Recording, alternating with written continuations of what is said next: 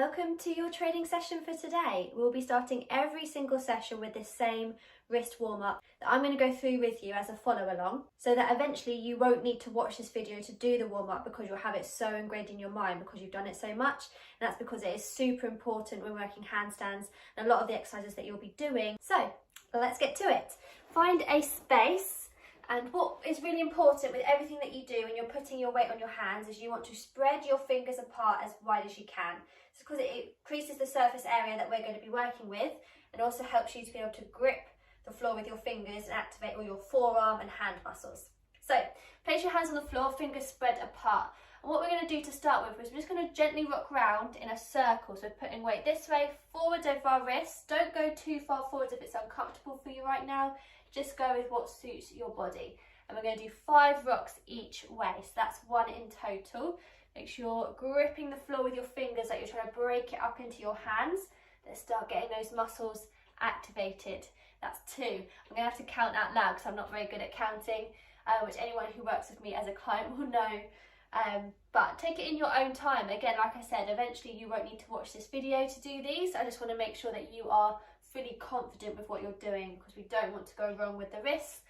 We want to be able to handstand freely and pain free, of course. So this is the last one this way and the last one going over that way. So if you find that you're a little bit limited in how far you can go over, this next exercise is really going to help.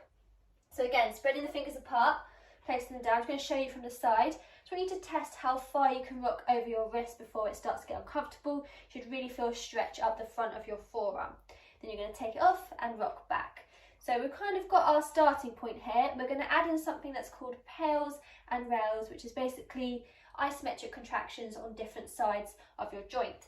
So we're going to start first of all, taking it as far over as you can to where you just start to feel the stretch, gripping the floor with your fingers.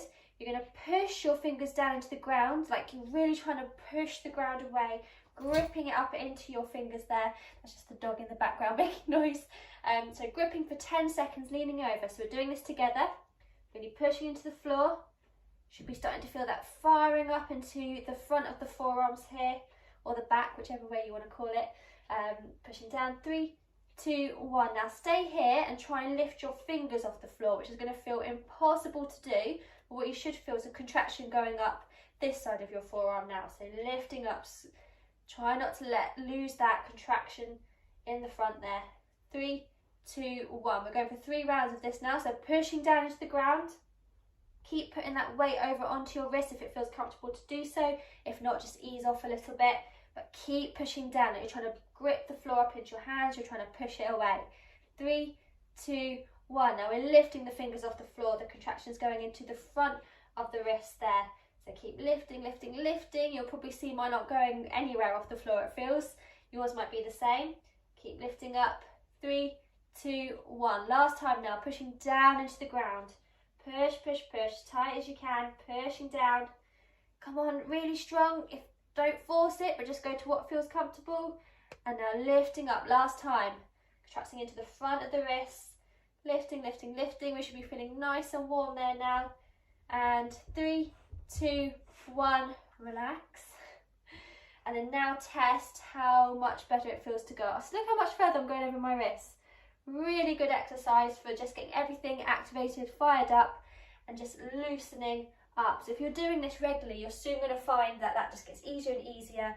Your wrists will get stronger with all the other stuff that we're doing and more comfortable for putting weight on top of. So just roll your wrists out now. Probably feeling a little bit tired and sore if that's your first time. If you felt like you did too much this time, just ease off a little bit for the next time. Like I said, it will get better. So what we're going to do next is stretch down this side of the forearm very gently. So if I show you from here, what I'm going to be doing is putting my weight right onto my wrist here. So don't have yourself too far over. Lean back initially, test how that feels. And only when you get more confident with it can you put your weight right over your wrists. So I'll show you this way. So what we're going to do is we're going to bend them down to stretch. If you're not quite getting all the way, just go to what feels comfortable for now. Don't force it. Just let that stretch out, and then when you're ready, you're going to push your fingers into the ground and use that action to lift you up onto fists, and then put your weight onto your fists, really squeezing them tight, which should feel okay. And then we're going to ease off, back down towards the floor gently. We're not forcing it down. Gently stretch, and then back up onto fists. So we're going to do up to 10 of these, which should really start to ease up as we go. But notice how I'm taking my weight off and then weight on for the fists. Pushing my fingers into the ground to lift me up, and then down into the stretch. So I have totally lost count. We must have 4 more to go. So 4 and 3, 2, hopefully feeling a little bit better towards the end there, and 1. So feel free to do more work on that if you need to, but hopefully that is enough there. Last exercise, or second to last maybe, they kind of link together. We're going to work with fingers. So place your hands flat on the floor. You're going to push the ground away and come up like you're playing a piano, and then back down. So if that feels a bit too intense to start with, what you could do is do 1 at a time and alternate sides. Whereas if you're ready to join me, you're going to almost like push yourself off the floor, land on your fingers and try and squeeze them up, or try and squeeze the floor up into your hands.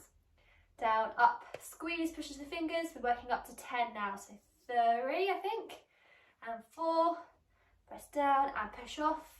So again, you should really feel that firing up into the forearms, the hand muscles, the fingers, it all connects. Just prep your wrists and make sure they're ready, which is what this is all about. We've got 1 more. Okay, last exercise, this is the last one. So hands down here, you're going to lift up your thumbs as high as you can, they might not go very far, and then your fingers 1 at a time, really throwing up to the hands and lift. I don't know if you can really see that, they might not going very high, so it's really good to work on. You might find your fingers aren't even lifting off the floor just yet, but the more you practice this, it will get easier. So just 1 finger at a time. Let's go for 5 rounds. This is number 4. Really try and focus on where you're getting to. Last one. Take up. And that should be enough for now. But throughout this whole program, this warm-up is going to stay exactly the same, as you can get to know it and make it a consistent habit with your handstand training.